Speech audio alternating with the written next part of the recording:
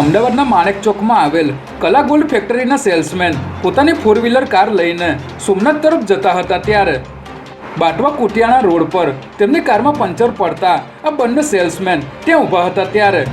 અચાનક જ બાઇક પર આવેલા એક વ્યક્તિએ આ સેલ્સમેન સાથે ઝઘડો શરૂ કર્યો હતો, જે બાદ અન્ય બે ઈસમો આવ્યા હતા અને છરી બતાવી માર મારીને કારમાંથી 2.5 કિલો સોનું, 5 કિલો ચાંદી અને 2.5 લાખની રોકડ મળીને 1 કરોડથી પણ વધુનો મુદ્દામાલ લૂંટી ફરાર થઈ ગયા હતા ત્યારે ઘટનાને પગલે પોલીસે તમામ રોડની નાકાબંધી કરી લૂંટારુઓની શોધખોળ હાથ ધરી છે. ગુજરાતમાં ગુટખા, તમાકુ અને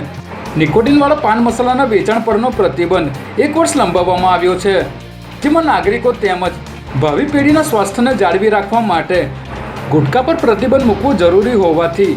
સરકારે આવી ચીજ વસ્તુઓ પર પ્રતિબંધ મૂકી તેનો ભંગ કરનાર સામે કડક સજાની જોગવાઈ કરી હોવા છતાં પણ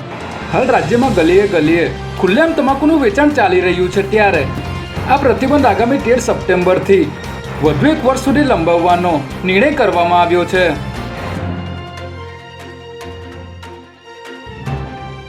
અમદાવાદ ક્રાઇમ બ્રાન્ચની ટીમે ઓડિશાથી ટ્રકમાં ભરીને લવાયેલા 200 કિલોથી પણ વધુના ગાંજા અને ડ્રગ્સના જથ્થા સાથે 3 આરોપીની ધરપકડ કરી છે, જેમાં આરોપીઓ ઓડિશાથી ટ્રકમાં આ જથ્થો લઈને આવ્યા હતા અને અમદાવાદની વટવા જીઆઈડીસીમાં ડિલિવરી કરવાના હતા, જેની બાતમીના આધારે પોલીસે ગાંજો અને ડ્રગ્સની ડિલિવરી થાય તે પહેલાં જ ઓડિશાના તમામ આરોપીઓની ધરપકડ કરી આ ડ્રગ્સનો જથ્થો કોને કોને આપવાનો હતો અને રસ્તામાં અન્ય કોઈ જગ્યાએ આરોપીઓએ આ જથ્થો કોઈને ડિલિવર કર્યો છે કે નહીં તે તમામ સહિતના પાસાઓ પર હાલ બારીકાઈથી તપાસ ચાલી રહી છે.